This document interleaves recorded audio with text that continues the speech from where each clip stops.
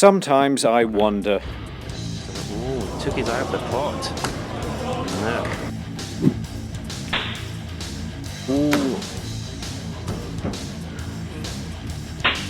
The position.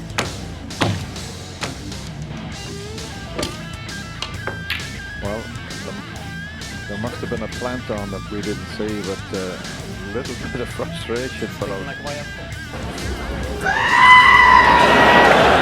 Just what exactly is it about snooker that makes people so angry? When you consider professional snooker players are playing for a lot of money and sometimes their careers, they don't really get that angry. It can seem tame compared to what you might see in the club with people playing for virtually nothing. I know this is Chinese 8-ball, but this is what a lot of us are imagining right now.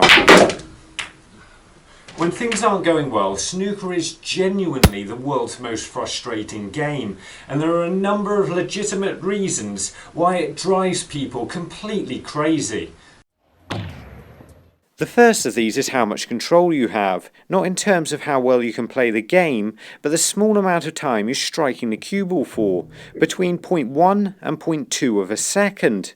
So if we pretend that you're in contact with a cue ball for 0.2 of a second every shot, and it's not even that, this means the time you can actually make a difference and win or lose a frame could be as little as 4 seconds. The rest of it is just waiting for results or preparing for that small space of time where you actually make a difference to the game. What that means is it doesn't matter how well you prepare for that moment.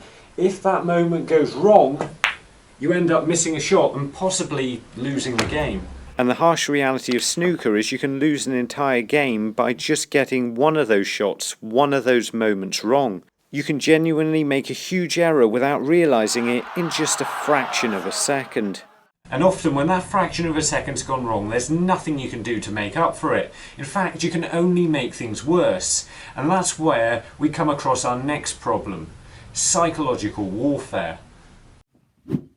If your opponent's thinking about something else rather than concentrating on playing the game, this can really cause their form to dip, or even very occasionally almost give up. A player being suspicious of this can still be put off even if their opponent knows nothing about it. Either way, this often heightens the level of tension for everybody involved. Ronnie sat there suffering. It's taken over 5 minutes for this break of 12 by Peter. Maybe unsurprisingly, the best way to deal with this and inflict some psychological damage of your own is to just keep potting the balls and keep your opponent away from the table for as long as possible. Usually these mind games don't actually work, but when somebody tries it, it makes the game so much more frustrating to play. Now, everything we've said so far could be true of another game like golf, for example. But with golf, everybody plays the same number of holes, starting from the same place, and then plays their own shots. With snooker, however, you can often get yourself forced into playing a shot that's a lot harder than something you'd want to play. And if you miss that shot, you can end up leaving your opponent a very straightforward chance. Often we call this the run of the ball, and it can sometimes mean that you're playing a game that's twice as difficult as your opponent. But frustratingly, it gets worse than that. Because they get more table time, their game starts to improve, and because you're away from the table, this can cause your game to dip a little bit.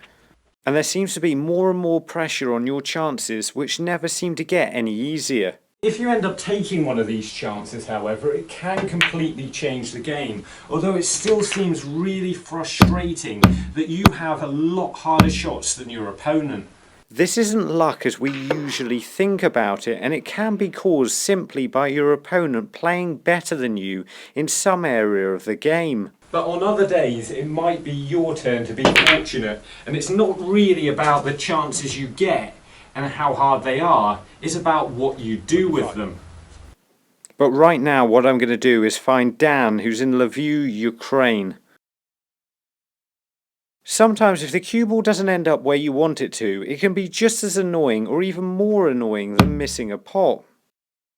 Snooker is in fact a very difficult game. It's played on a very big table with relatively small pockets, and if you find yourself in a difficult position like this, it would be very hard to see me clearing up from here. In fact, it'd be very difficult to even pot a red.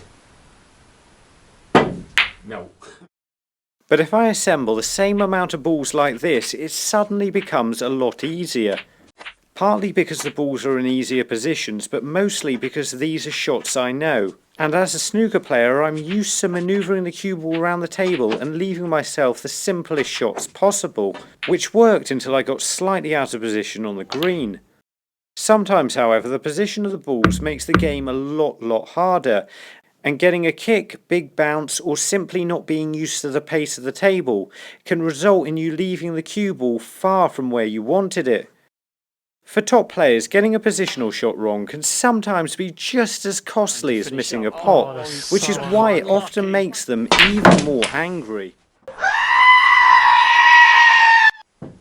The fifth and probably most frustrating thing about snooker is when it's played well, it looks so easy. To the point where as a spectator, it feels almost impossible to miss a straightforward shot, which makes you think the game's all about potting the difficult balls.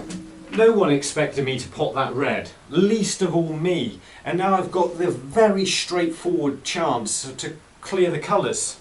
This can't go wrong. No one thinks I'm going to mess this up, because I've won the game already. But then as a player you realise that everybody's expecting you to do something that's still quite difficult, which makes it even easier to run out of position or miss pots. This makes a lot of people angry because they feel judged and don't know how else to deal with a situation.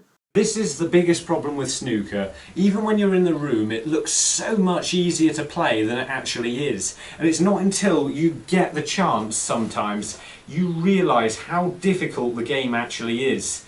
And all of a sudden you miss something stupid and everybody looks at you like, how did you do that? And that is probably the most frustrating part of the game.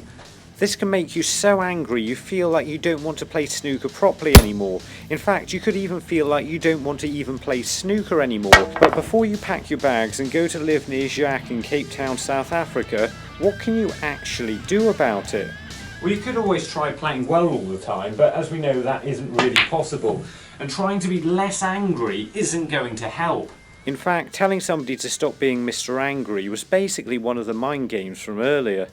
You have to be realistic about things, even though it's frustrating at times to see how easy others make it look.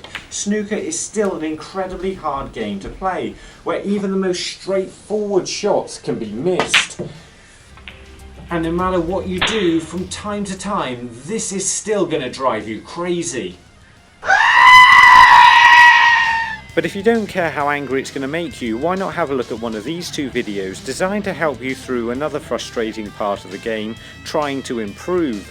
And remember, don't just watch, play, and make the commitment to becoming a better player by subscribing to the channel and visit the website.